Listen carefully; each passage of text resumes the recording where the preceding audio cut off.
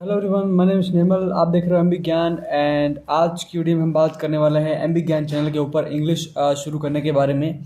बहुत सारे कमेंट्स, बहुत सारे ईमेल्स एंड बहुत सारे पर्सनल रिक्वेस्ट आई थी कि सर इस चैनल पे आप इंग्लिश शुरू कीजिए, क्योंकि ये भी एक पर्सनैलिटी का एक भाग है जिसको हम सीख कर हम अपनी पर्सनैलिटी में चार चांद लगा सकते हैं इन द सेंस।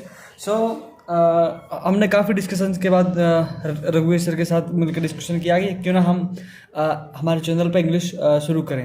ओके, सो मेरा नाम है निर्मल। बेसिकली मैं आप सबको यहाँ से इंग्लिश की जर्नी स्टार्ट करने के लिए आपको प्रेरित करूँगा, और यहाँ से हम लोग इंग्लिश की एक नई जर्नी हम शुरू करेंगे जिसमें हम बेसिक से लेकर एडवांस और फिर हम स्पोकन ग्रामर सब कुछ हम धीरे धीरे सीखेंगे। ओके, सो हम ट्राई करेंगे कि हम जितना आसान हो सके उतना आसानी से हम किसी भी चीज़ को पढ़ने का प्रयास करेंगे, एंड ताकि हमारा समय भी बचे और हम जल्दी से जल्दी सीख भी पाएँ। ओके, एंड इसके अलावा आप कोई सा भी एग्ज़ाम की अगर आप तैयारी कर रहे हो, suppose if you are preparing for any government exams और if you are just learning for your self knowledge, तो भी आप कर सकते हो, बिकॉज हम इसको दोनों के हिसाब से कवर करेंगे। Okay, so let's start the video. So English में आपने बहुत सारे सेंटेंसेस देखे होंगे जो सेंटेंसेस में कुछ बातें कॉमन होती है, और अगर वो सेंटेंसेस में ना आए तो वो सेंटेंस बनेगा ही नहीं। ओके, ये कुछ बेसिक प्रिंसिपल्स है या फिर मान लो बेसिक कुछ चीज़ें हैं जो किसी भी सेंटेंस में आती है, उसको मैं आपको बताता हूँ कि वो क्या क्या हो सकते हैं। तो मेरे ख्याल से पहला एक है जिसे हम सब्जेक्ट के नाम से बुलाते हैं। एक तो हो गया सब्जेक्ट। कोई भी लाइन हो वो विदाउट सब्जेक्ट वो हो ही नहीं सकती, उसमें किसी भी प्रकार का सब्जेक्ट तो आएगा ही आएगा। ओके, इसके अलावा भी बहुत सारे सेंटेंसेस होते हैं जिसमें सब्जेक्ट नहीं आता है, बट जो मैं आपको बताऊंगा तीन चार चीज़ें, उसमें से कोई एक आधा आएगा तभी वो सेंटेंस पूरा हो पाएगा। एक हो गया सब्जेक्ट। एक मान लो वर्ब। वर्ब का मतलब होता है क्रिया। कोई भी काम होती है तो वो हर सेंटेंस में अप्रोक्स आती है। अगर ये नहीं आती है तो सब्जेक्ट आता होगा, जो सब्जेक्ट नहीं आता होगा तो उसमें वर्ब आती होगी, लेकिन दोनों में से कोई ना कोई एक आएगा। एंड एक और चीज़ है जिसे हम बुलाते हैं ऑब्जेक्ट। तो ये मेन चीज़ें हैं, इन्हीं से पूरी इंग्लिश हम मान सकते हैं कि बनी हुई है, जिसमें हर सेंटेंस में इन तीनों में से कोई एक तो 100% होता ही होता है, तब जाके कोई सेंटेंस बनता है। सो हम बात करेंगे कि बेसिकली ये होते क्या है, सब्जेक्ट क्या है, वर्ब क्या है, एंड उसके बाद ऑब्जेक्ट अपना क्या है। ओके, सो सब्जेक्ट को बेसिक हम बता सकते हैं कि इसको कहते हैं कर्ता। लाइक जो भी सेंटेंस में या फिर मान लो कोई भी काम है जिसको कौन कर रहा है वो होता है अपना सब्जेक्ट।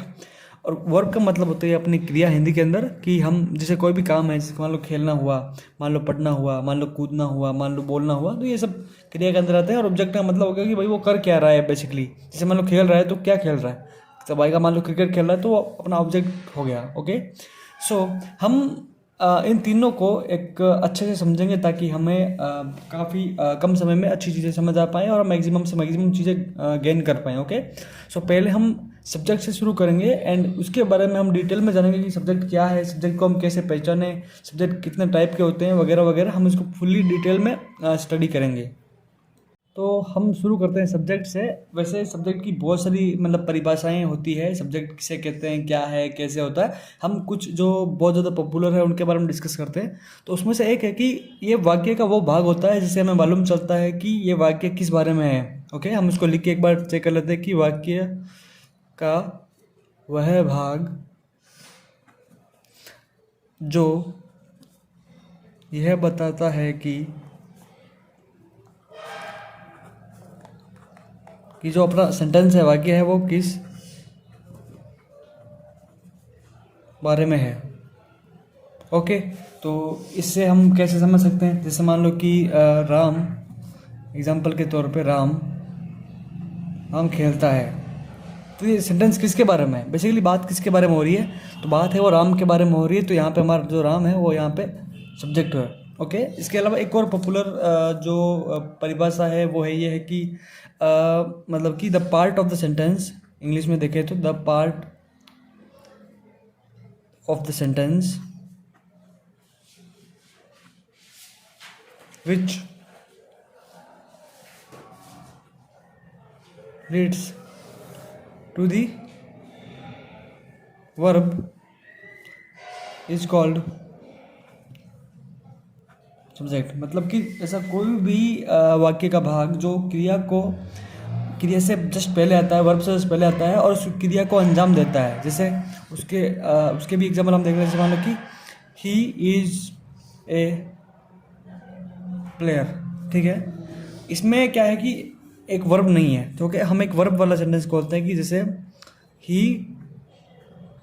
Pledge cricket, okay. तो ये प्लेज है, पहली बात तो प्लेज का मतलब हो गया भाई खेलना, ओके भाई। इसका हिंदी में बनता है कि वह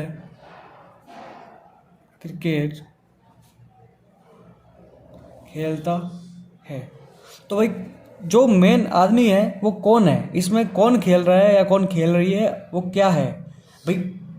जो क्रिकेट आ गया वो तो मालूम चल गया कि भाई क्रिकेट खेल रहा है, लेकिन कौन खेल रहा है, ओके। इसका हमें कौन बताएगा, इसका हमें बताएगा कि इस लाइन में सब्जेक्ट क्या आ रहा है, जो ऐसा कौन है जो वर्ब को पुश कर रहा है कि आप ये काम करो, ओके। तो ये काम कौन कर रहा है, ये काम कर रहा है अपना ही, वह, हिंदी में वह, इंग्लिश में ही। जो ये ही है वो बता रहा है कि भाई जो क्रिकेट खेलता है, ओके। तो इससे हमें ये मतलब बेसिक मालूम चलता है।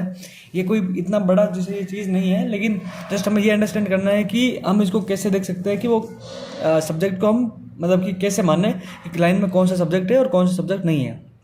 तो सब्जेक्ट क्या है, वो नाउन भी हो सकता है सब्जेक्ट, वो नाउन भी हो सकता है, मतलब कि अपना हिंदी में जैसे मान लो उसे कहते हैं संज्ञा, वो हो सकता है, और प्रोनाउन भी हो सकता है।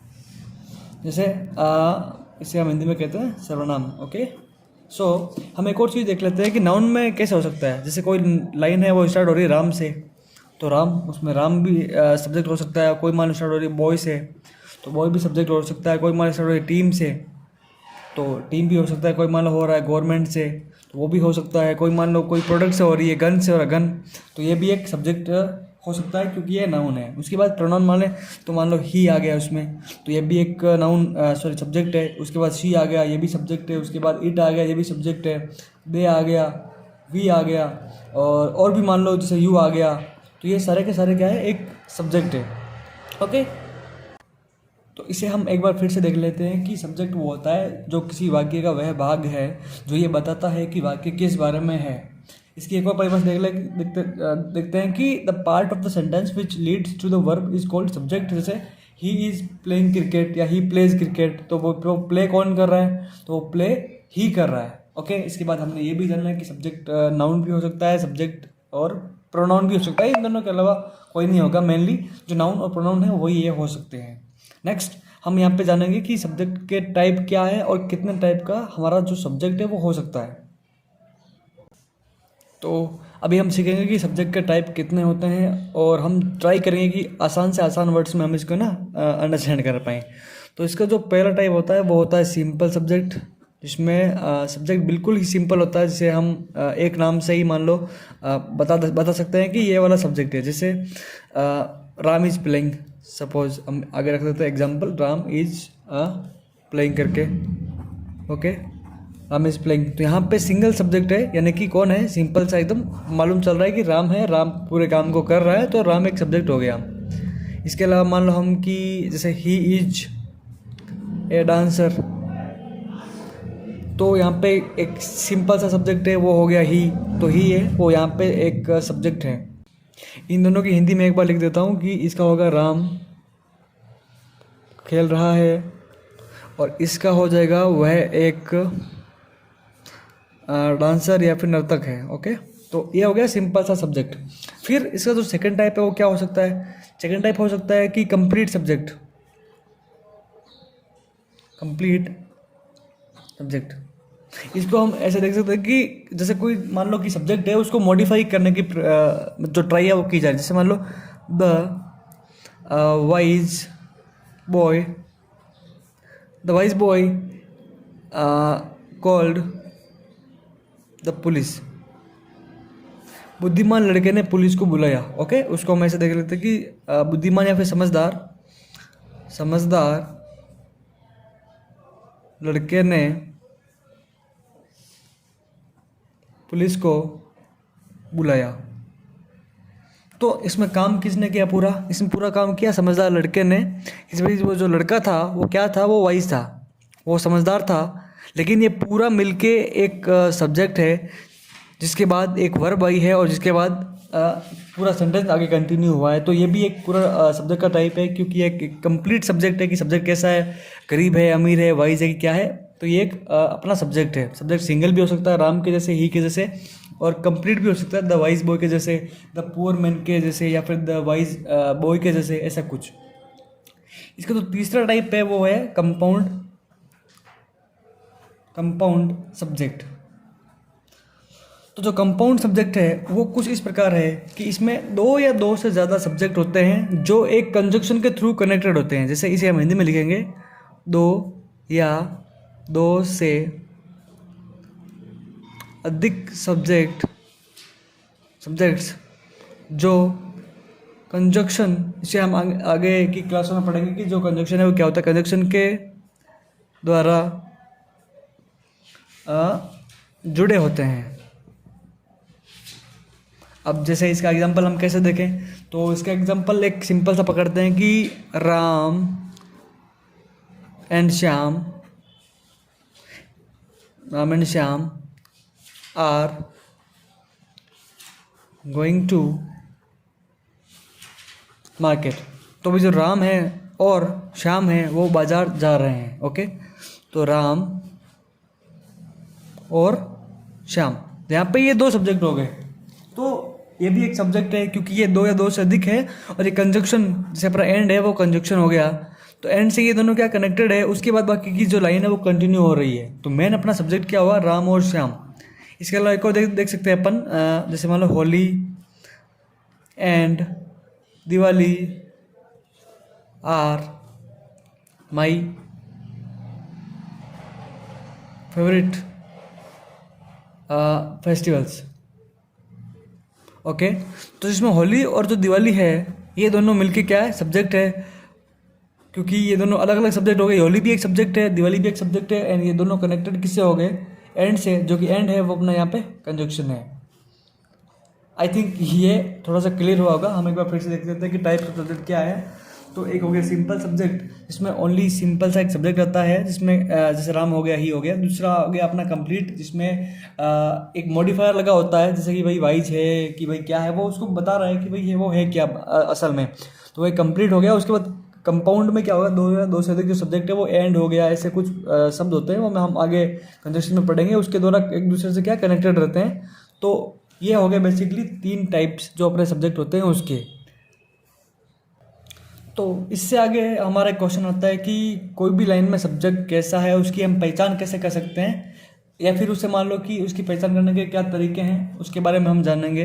तो उसका क्या है कि बेसिकली 3 तरीके हैं जानने के कि कोई भी लाइन में सब्जेक्ट है वो कौन है और कैसा है। तो हम उसका पहला जो नियम है या फिर पहला जो तरीका है उसके बारे में जानते हैं कि कोई भी लाइन आए उसमें मान लो टेंस नहीं है। टेंस आपने समझा होगा कि जैसे उससे क्या किसी भी समय का पता चलता है, जैसे राम खेलता था तो उससे मान लो पास्ट का पता चलता है, राम खेलेगा उससे फ्यूचर का पता चलता है, या फिर राम खेलता है तो उससे प्रेजेंट का पता चलता है।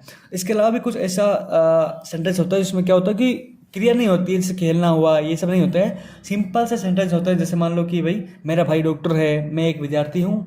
उस तरह के सेंटेंसेस में हम सब्जेक्ट को कैसे निकालें उसके बारे में हम भी बात करेंगे। तो इसका एक सिंपल सी डेफिनेशन है कि जब वाक्य में टेंस नहीं हो, न हो, या फिर जिसमें मेन वर्ब नहीं हो। ओके, मेन वर्ब जैसे मान लो खेलना हो गया, कूदना हो गया, पढ़ना हो गया, तो वो अगर इसमें नहीं हो तो इसमें सब्जेक्ट वही होगा जिसके बारे में बात की गई है। जैसे मान लो कि एग्जांपल देखते हैं, my father is a farmer. Okay, तो इसमें ऐसा कौन है जिसके बारे में बात की गई है कि भाई फार्मर है, चलो मान लिया फार्मर है, पर फार्मर कौन है, तो फार्मर है माई फादर। तो इसमें ये एक सब्जेक्ट है। ओके, तो इसमें जो नियम है कि टेंस ना हो, तो इसमें टेंस तो है नहीं कि भाई my father is playing, my father is doing farming, या माई फादर इज़ वर्किंग, या माई फादर इज़ गोइंग, ऐसा तो कहीं है नहीं। यानी कि इसमें मेन वर्ब का यूज नहीं हुआ है, इसमें सिंपल सा एक सब्जेक्ट के बारे में बात की गई है, तो उसमें वही होगा जिसके बारे में यहाँ पर बात की गई है। तो इसका एक और एग्जाम्पल मान लो मैं अगर लेके दिखाऊँ आपको, तो होता है कि जैसे आई गो टू, जैसे आई गो टू नहीं सॉरी, मैं देखता हूँ कि जैसे आई एम ए स्टूडेंट, तो कोई वर्ब तो इसमें है नहीं, तो स्टूडेंट है कि भाई स्टूडेंट हूँ, कौन है स्टूडेंट, तो वो स्टूडेंट है आई। ओके, तो ये सिंपल सा यहाँ से निकल के आता है कि भाई अगर उसमें मेन वर्ब वगैरह नहीं है तो जिसके बारे में बात हो रही है वही अपना सब्जेक्ट होगा। इसका नेक्स्ट जो तरीका है कि भाई एक तो ये समझ आ गया कि जिसमें टेंस नहीं हो और जिसमें मेन वर्ब भी नहीं हो, उसमें सब्जेक्ट तो वही होगा जिसके बारे में बात करें। एक और तरह का सेंटेंस होता है जिसमें टेंस भी होता है, यानी कि मेन वर्ब उसमें होती है, उसमें सब्जेक्ट क्या हो तो उसमें हम जानने की प्रयास करेंगे। जैसे जब वाक्य में टेंस हो या मेन वर्ब हो तो सब्जेक्ट वही होगा जो अपना जो मेन वर्ब है, मेन वर्ब को अंजाम दे रहा है या फिर लीड कर रहा है। ठीक है, इसका एग्जाम्पल्स के जरिए समझते हैं ताकि आसानी से समझ आ जाएगा। जैसे राम इज प्लेइंग, तो राम खेल रहा है, इसमें टेंस भी है प्रेजेंट कंटिन्यूस, जो हम आगे सीखेंगे कि प्रेजेंट कंटिन्यूस क्या है, तो इसमें टेंस भी है। इसमें मेन वर्ब कि भाई काम क्या हो रहा है, तो काम प्ले, यानी कि काम बंदा क्या कर रहा है, खेल रहा है, तो ये है। तो इसमें सब्जेक्ट क्या होगा, तो इसमें सब्जेक्ट वो होगा जो वर्ब को अंजाम दे रहा है। वर्ब को कौन लीड कर रहा है, भाई खेल रहा है, तो कौन खेल रहा है, वर्ब को लीड कौन कर रहा है यहाँ पे। इसकी जगह मान लो ये आता है कि भाई मैं पढ़ रहा हूँ, तो जो वर्ब आई रीडिंग, उसको लीड कौन कर रहा है, भाई पढ़ कौन रहा है, उसके आंसर आ जाएगा आई, इसी में आ जाएगा राम। तो जो इसमें लीड कर रहा है मेन वर्ब को, वही उसमें सब्जेक्ट होगा। यहाँ पे इस सेंटेंस में राम है, वो अपना सब्जेक्ट है। दो टाइप हम लोगों ने सीख लिए। इसका एक लास्ट टाइप है कि हम सब्जेक्ट को कैसे निकालें, उसका लास्ट टाइप अभी हम देख लेते हैं।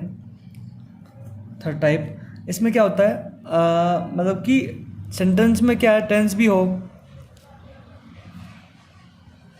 टेंस हो तो जो वर्ब होती है ना, वर्ब को अगर हम हु का प्रश्न पूछेंगे तो अपना सब्जेक्ट निकल जाएगा। जैसे कैसे, जैसे मान लो राम इज प्लेइंग, राम भाई राम है, राम खेल रहा है, राम खेल रहा है, तो इसमें वर्ब क्या है, क्रिया क्या है, खेलना। इसके क्वेश्चन पूछना हु का मतलब होता है हिंदी में कौन। तो अगर हम राम को खेलना को पूछेंगे भाई कौन खेल रहा है, तो इसमें वो बोलेगा राम खेल रहा है, तो यहाँ से भी सीधा सब्जेक्ट आ गया। एक और सेंटेंस मान लो कि भाई श्याम या फिर मान लो सीता प्लेज फुटबॉल।